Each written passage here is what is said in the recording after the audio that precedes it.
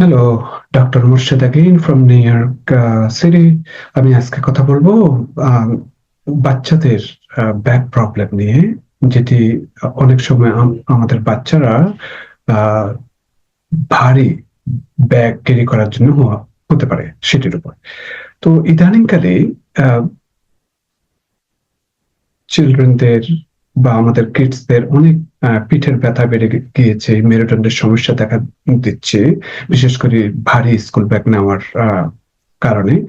এবং এইদিকে আমাদেরকে একটু খেয়াল রাখতে হবে, কারণ আমাদের বাচ্চাদের পড়াশোনার চাপ এত বেড়ে গিয়েছে যে স্কুলের ব্যাগও যেন দিন দিন ভারী হয়ে যাচ্ছে।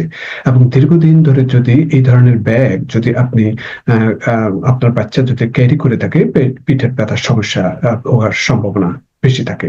পরীক্ষা করে দেখা গিয়েছে যে পিঠে ভারী যদি স্কুল ব্যাগ নেওয়ার প্রভাবে মেরুদণ্ডের উপর প্রভাব শুরু করতে পারে। বেশি দিন ধরে এমন যদি চলতে থাকে, তাহলে অনেক সময় পিঠের যে মেরুদণ্ডের যে কার্ভেচার আছে এগুলি নষ্ট হয়ে যেতে পারে, এবং অনেক সময় স্কোলিওসিস ভোগার সম্ভাবনা থাকে। তো এই স্কোলিওসিসটা কি? চিকিৎসকের প্রতি মেরুদণ্ডের গঠনগত যদি কোনো সমস্যা থাকে, তাহলে এই স্কোলিওসিসটা হতে পারে।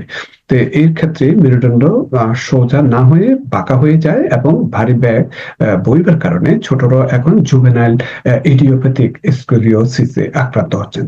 10 বছরের পর থেকে মেরুদণ্ড দ্রুত বাড়তে পারে, এবং কিন্তু তার আগে যদি মেরুদণ্ড যদি বৃদ্ধি থমকে যায়, তখন বিপদ হতে পারে। মেরুদণ্ডের দুই হাড়ের মাঝামাঝি যে আমাদের যে ভার্টিব্রাল ডিস্ক আছে, লিগামেন্ট আছে, মাংসপেশি এবং মেরুদণ্ডের মাঝে যে স্নায়ু আছে, সবই কিন্তু ক্ষতিগ্রস্ত হতে পারে। তখন অনেক সময় অস্ত্রোপচারও হয়তো লাগতে পারে। তো স্কুলের ব্যাগের ওজন কতটুকু হওয়া উচিত? একটা 2006 সালে একটা সমীক্ষা দেখা গিয়েছে যে স্কুল ব্যাগ সাধারণত শরীরের ওজন থেকে 15% বেশি যাতে না হয়ে থাকে। ব্যাগ ভারী ব্যাগ যাতে বইতে না হয়, সেজন্য স্কুলে লকারের ব্যবস্থা রাখা উচিত। এবং এই সময়ে আপনার যাতে মোটা 7-8টা বই, তারপর খাতা, স্কুল থেকে দেওয়া ডায়েরি ছাড়াও বিভিন্ন টিফিন বক্স, তারপর ওয়াটার বোতল, তারপর অনেক সময় আমরা আমব্রেলা করে থাকি, তারপর অনেক সময় আরো অন্য অনেক কিছু পোশাক আশাক নিতে হয়, যেমন জিমের জন্য। তো এগুলো যেভাবে রিডিউস করা যায় সেদিকে খেয়াল রাখতে হবে, এবং সেই সাথে সাথে বাচ্চার ওজনও যাতে বেশি না হয়ে থাকে সেদিকে খেয়াল রাখতে হবে। তো প্রথম এবং সেকেন্ড ক্লাসে যারা পড়ে থাকেন, তাদের ব্যাগের ওজন 1 থেকে 1.5 কেজি হওয়া উচিত, এবং থার্ড থেকে ফিফথ গ্রেড পর্যন্ত বাচ্চাদের ব্যাগের ওজন 2 থেকে 3 কেজি হওয়া উচিত, এবং 6 থেকে 8 ক্লাস পর্যন্ত তাদের 3 থেকে 4 কেজি হওয়া উচিত, এবং 9 এবং 10 ক্লাসের পড়ুয়া বাচ্চাদের ওজন কোনো অবস্থাতে যাতে 5 কেজির বেশি না হয়ে থাকে। তো ব্যাগ কিভাবে ব্যবহার করা উচিত? ব্যাগের একটা নিয়ম আছে, স্কুল ব্যাগ দুটো স্ট্র্যাপ থাকা জরুরি, যাতে ব্যাগের পুরো 2 খাতে সমানভাবে পড়ে। ব্যাগ যেন কোমরের নিচে অব্দি না ঝুলে, তাহলে সঠিকভাবে সেটি ভারী মনে হবে। এক কাঁধে ব্যাগটা ক্যারি করা উচিত না, এবং এই অভ্যাসটা খুবই ক্ষতিকর।